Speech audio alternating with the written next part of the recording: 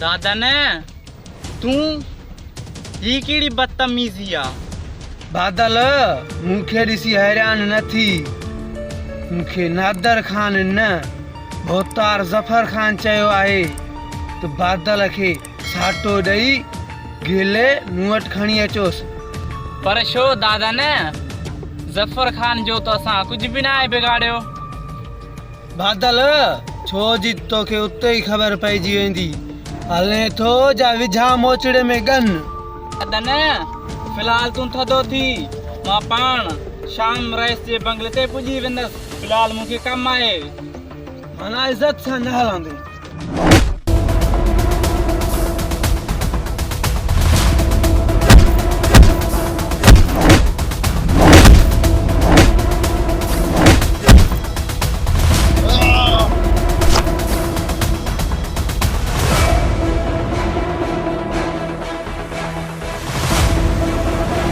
सागर छॾेसि ही मरी न पए। खण त हिनखे कमदार वटि पुॼायूं। खणसि।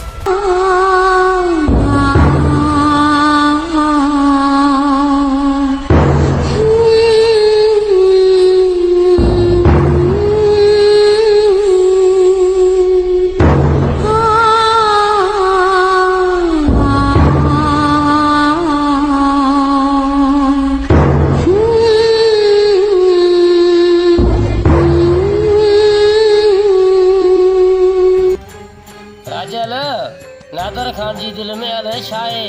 न पंहिंजे सौट सां सिधो हले थो न वरी ॻोठ वारनि सां। हा बाबा नादर खान जो वस हले तो ॻोठ में की केरा आणी न ॾे।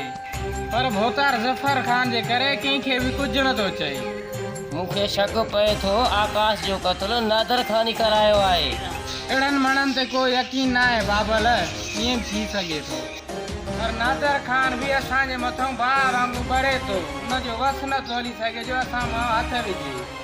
हा त इहा ॻाल्हि तुंहिंजी सही आहे।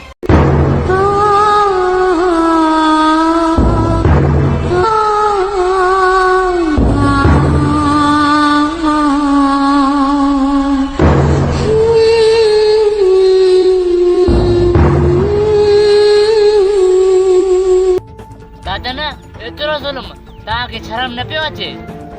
कमदार दुश्मनी में का रिआयत न आहे थींदी। खण त हाणे भोतार ज़फर खान वटि पुॼायूंसि।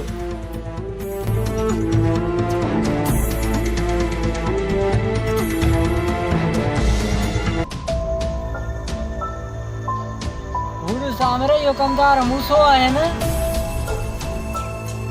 इहो कमदार मूसो आहे।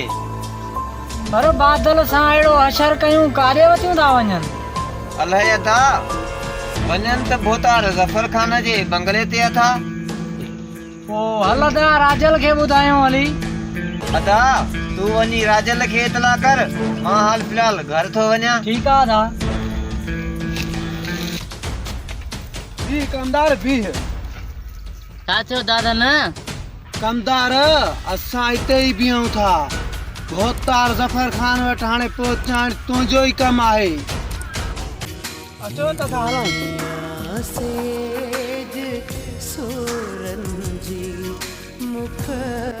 नादर खान अलाह पुॼंदई। बाक़ी तुंहिंजे माण्हुनि बादल सां ॾाढो ज़ुल्म कयो आहे। माफ़ कजांइ बादल, मां मजबूर आहियां।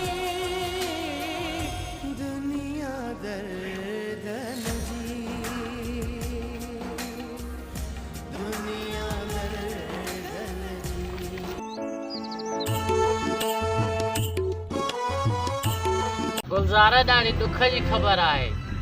सालार ख़ैर त आहे? छा थियो आहे? गुलज़ार भोतार ज़फर खान जे माण्हुनि बादल सां ॾाढो बुरो हशर कयो आहे। भोतार ज़फर खान उन्हनि सां कीअं विढ़ंदो? भोतार ज़फर खान जा इहे ख़ासि माण्हू आहिनि। गुलज़ार इंसान ख़ता जो घर आहे।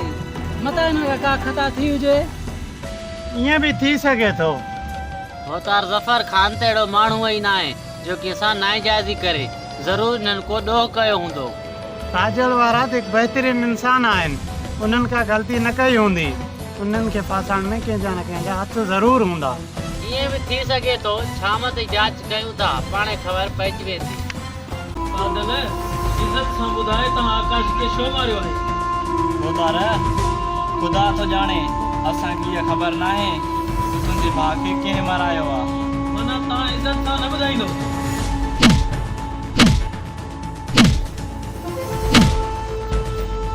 मां चवां थो इज्जत सां ॿुधाए हर भरू घणा पादर न खा। हो तार जेतिरो कुटणो थी ओतिरो कुट, बाक़ी असांखे का ख़बर नाहे। दुनिया दर्द नदी दुनिया दर्द नदी।